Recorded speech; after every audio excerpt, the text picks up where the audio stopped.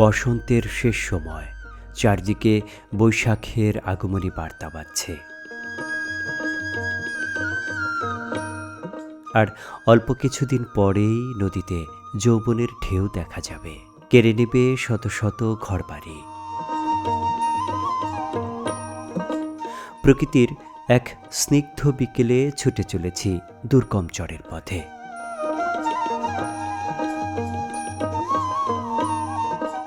চরের জীবন খুবই বৈচিত্র্যময়। এখানে সুখ আর দুঃখ যেন যমজ দুই ভাই, একসাথে গলাগলি ধরে চলে।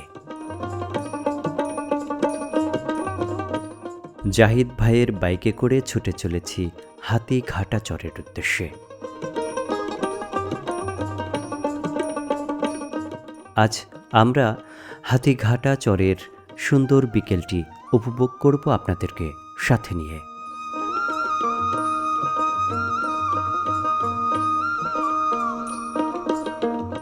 বর্ষায় অনেকবারই এই আন্দারমানিক ঘাট হয়ে হরিণাঘাট গিয়েছি, কিন্তু বর্ষা আর বর্তমানের চিত্র একেবারে ভিন্ন।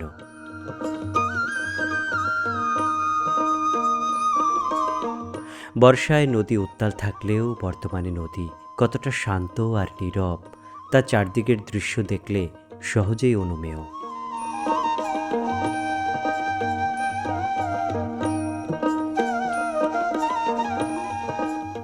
দিনে কয়বার আপনারা এখান থেকে উপার যান?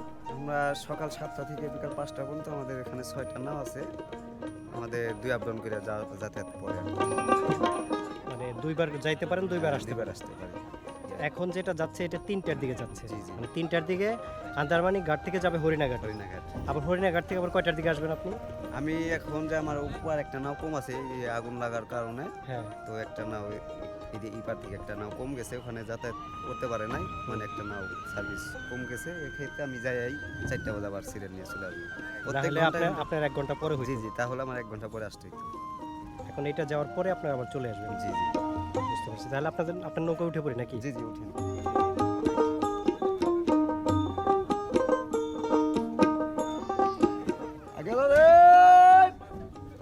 আমরা সবাই নৌকা চেপে বসলাম। জানিয়ে রাখা ভালো, এই ঘাট থেকে প্রতি ঘন্টায় একটি করে নৌকা আন্দারমানিক ঘাট থেকে হরিণাঘাটের উদ্দেশ্যে ছেড়ে যায়। ভাড়া কত রাখলেন? 60 টাকা। 60 টাকা, মানে আপনার আন্দারমানিক থেকে হরিণাঘাট।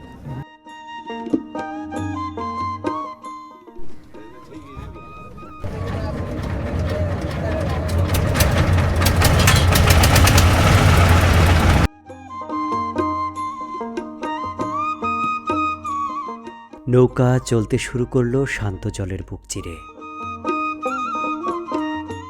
বিকেলের তির্যক সূর্যালোক চোখে মুখে লাগছিল। চরের মানুষগুলো প্রকৃতির সাথে পাল্লা দিয়ে এগিয়ে যায়, তাই তো তারা কোনো কিছুতেই হার মানে না। নদীর মাঝে পানি শুকিয়ে জন্ম নিয়েছে অনেক ছোট ছোট চর, যার ফলে আমাদের নৌকাটি বেশ ঘুরে যেতে হচ্ছে। চর জাগলেই মানুষের মনে আশা জাগে। তারা জেগে ওঠা নতুন চরে ধানের চারা ফেলেছে।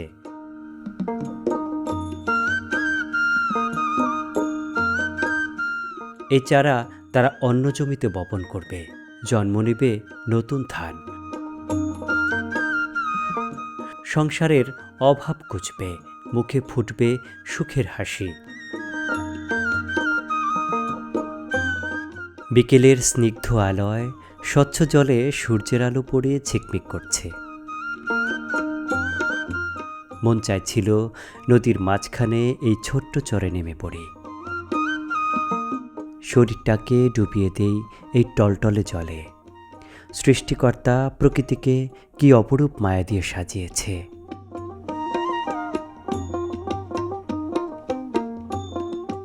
নদীর মাঝখানে ছোট চরের পর আবার নদীর গভীরতা বাড়ল। প্রমত্তা পদ্মা শুকিয়ে গেলেও এখনো কত বড়।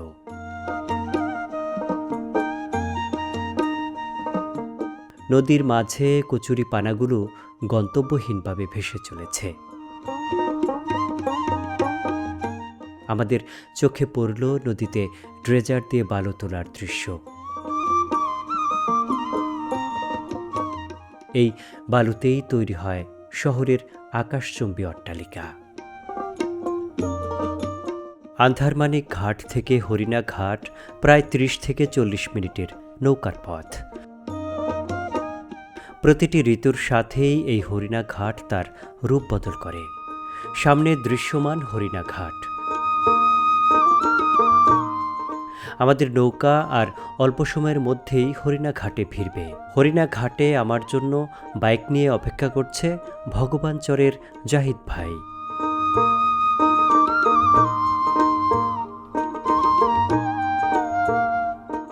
নদীর পানি অনেক নিচে থাকায় হরিণা ঘাটে নৌকা থেকে বাইক তোলা এখন বেশ ঝুঁকিপূর্ণ।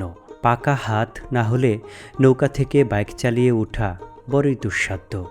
তাই তো কেউ কেউ বাইক থেকে নেমে ধাক্কিয়ে নদীর পাড়ে নামছেন।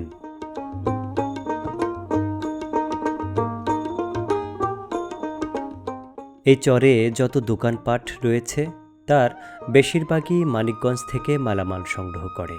তবে বেশ কিছু দোকানদার ফরিদপুর থেকেও তাদের মালামাল সংগ্রহ করে থাকে। তাই তো নদীর পাড়ে কোনো নৌকা এসে ভিড়লেই ঘোড়ার গাড়ি এসে দাঁড়ায় মালামাল নেবার জন্য।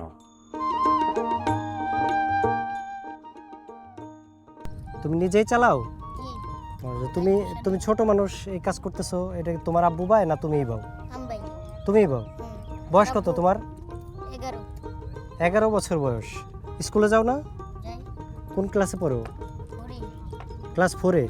কোন স্কুল? পাতানকান্দি। Primary school. তো স্কুলে যায় তুমি আবার এই গাড়ি বাও কিভাবে, সময় পাও কিভাবে? সময় পাই এই যে বন্ধু দিছে পুলিশের ফাঁকে ফাঁকে।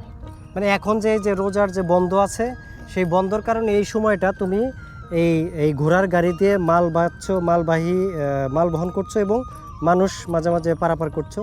এর থেকে মোটামুটি সারাদিনে তোমার কত ইনকাম থাকে? প্রতিদিন ভালো হলে 500-600, নাইলে আমবাই দিচ্ছে 300। মানে নর্মাল হলে 200-300, আর যদি ভালো হয় তাহলে 500-600 টাকা ইনকাম করতে পারো। তো এইটা কি তোমাদের সংসারের যে খরচ সেটা দিয়ে দাও না তোমার কাছে রেখে দাও টাকাটা? দিয়ে দিই। তোমার আব্বু কি করে? কৃষি কাম করে। কৃষিকাজ করে। এই ঘোড়া সে বায় না? না, এটা তুমিই বাও? তা তোমার জন্যই কেনা হয়েছে এটা না? জি, ঘোড়ার গাড়িটা তুমি পাচ্ছ। এখন এই যে নৌকা আসলো, তুমি কোনো খ্যাপ পাও নাই? না, আমরা 4 শহর। 4টার দিকে যে নৌকা আসবে সেই ক্ষেত্রে এর মধ্যে তোমার কি মাল আসবে? জি, সেই মাল নিয়ে কোন বাজারে যাবা? পাটগ্রাম। পাটগ্রাম বাজারে যাবা। পদ্মা নদীর পাট থেকে সে মাল বহন করে নিয়ে যাচ্ছে পাটগ্রাম যে বাজার রয়েছে সেখানে।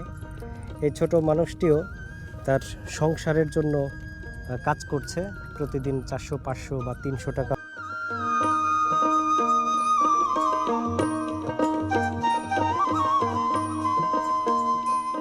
কোনো নৌকা আন্ধারমানিক ঘাট থেকে হরিণা ঘাটে এসে ভিড়লেই ঘোড়ার গাড়িগুলো দৌড়াদৌড়ি শুরু করে এই ঘাট থেকে সেই ঘাট ভাড়া পাবার আশায়।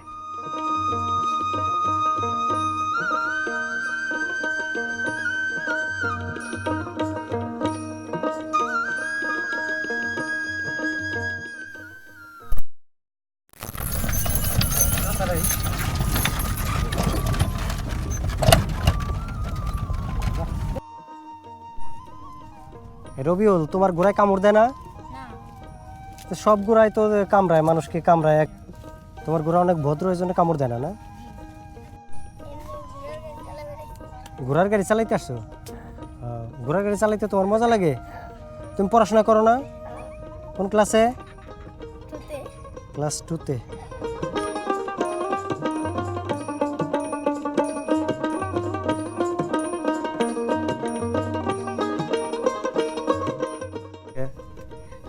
ঘোড়া কি সানগ্লাস পরে? যে ঘোড়া সানগ্লাস দিয়ে কি রোদ্রের জন্য পরাইছো? জি, মানুষ পরে আমার ঘুরে উপরে সব করে। ও, মানুষও পরে সানগ্লাস, সেই জন্য শখ করে তোমার ঘোড়ারেও তুমি সানগ্লাস পরাইছো। জি, দারুণ তো, অনেক সুন্দরই লাগতেছে তোমার ঘোড়াটা। আন্দারমানিক থেকে এই ঘাটে আসলে নামতে হয় এসে।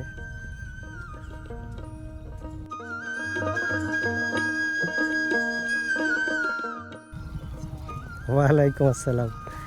এই যে আমার ভাই চলে আসছে। বাইরে।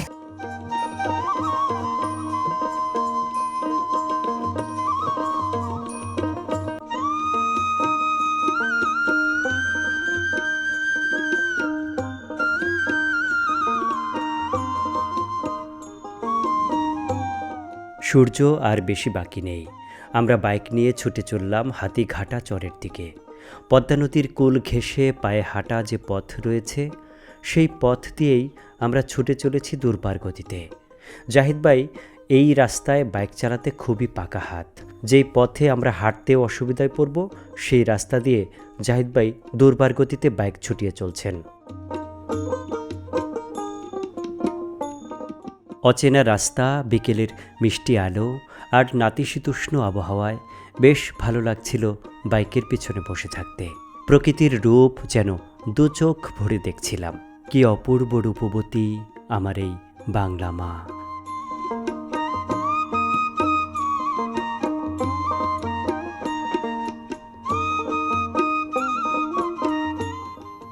না, রাসেল ভাইপার এই রাস্তার মধ্যে রাসেল ভাইপার শুয়ে থাকে। ও, তার মানে এই চরগুলার এই পথগুলো খুবই রিস্কি। দাঁড়ায় সাপ থাকে, বকুল সাপ থাকে, বিভিন্ন সাপ দেখা যায়, সন্ধ্যাবাড়ি সাপ দেখা যায়, গরুর মতো কিন্তু। তারপরে আবার শিয়াল থাকে অনেক টিকের এখানে।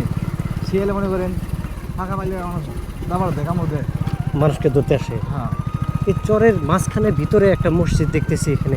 এখানে অনেক বাড়ি ঘর ছিল, এখানে বাড়ি ঘর ছিল, মনে হয় ভেঙে গেছে। নদী ভাঙিয়ে গেছে, এই যে এখানে আবার আগুন ধরে পুড়ে দিছে। জঙ্গল বসে করছে।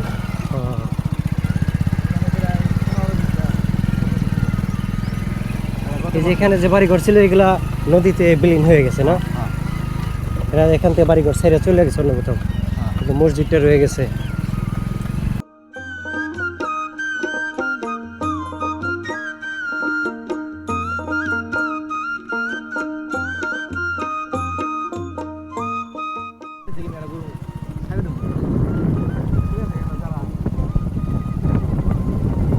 এই যে গরুটা একদম হালকা, মানে এটা শুধু খাচ্ছে, মানুষের যে কোনো ঘাস খাবে, কেউ কিছু বলবে না। কেউ কিছু বলবে নাকি মারবে না।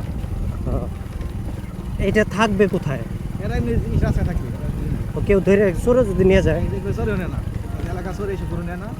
এইসব গরু আমাকে এলাকা থেকে একজনে একটা বেচছিল, হ্যাঁ। বেচার পর লোকটা ছিল কষাই, লোকের বেচছিল, ওই কষাতে 7 দিন পর মারা। অনেকেই শুনেছেন খোদার খাসি, কিন্তু দেখেছেন কি কখনো? এই গরুটা সৃষ্টিকর্তার নামে উৎসর্গ করে দেওয়া হয়েছে। এটাকে কেউ বাঁধে না বা বাঁধা হয় না। যেখানে খুশি সেখানে যাবে, যা খুশি তাই খাবে। এটাকে চোরেও নেবে না। জাহিদ ভাই বলল, একটি গরু 2 বছর আগে এক কসাই জবাই করে মাংস বিক্রি করেছিল। সে 7 দিন পর মারা যায়। তারপর থেকে এই ধরনের গরুগুলোকে আর কেউ ছোবারও সাহস পায় না।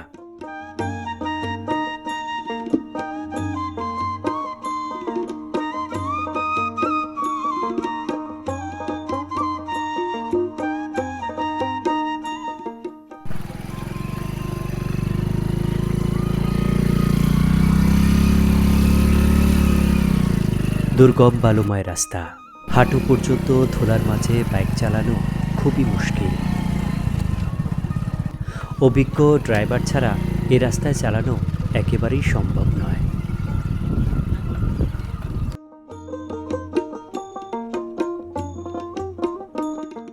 আমরা চলতে চলতে একটি বাজারের কাছে এসে ভিড়লাম।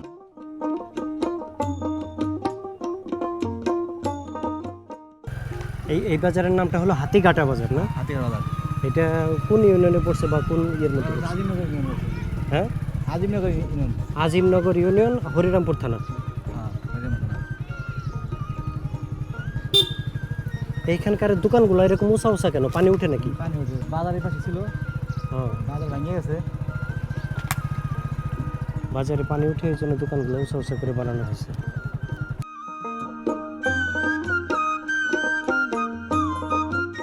গোধূলি লগ্ন, একটু পরেই মসজিদে আজান পড়বে। রাখাল বালক তার গরুগুলো নিয়ে ঘরে ফিরছে।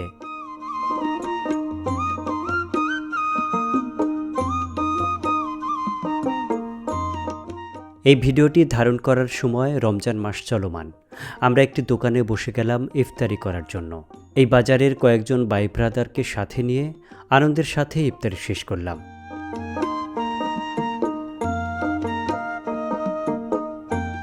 এই হাতিঘাটা চরের মানুষের জীবনযাপন, তাদের কষ্ট এবং সুখ সবকিছুই তুলে ধরব আগামী ভিডিওতে।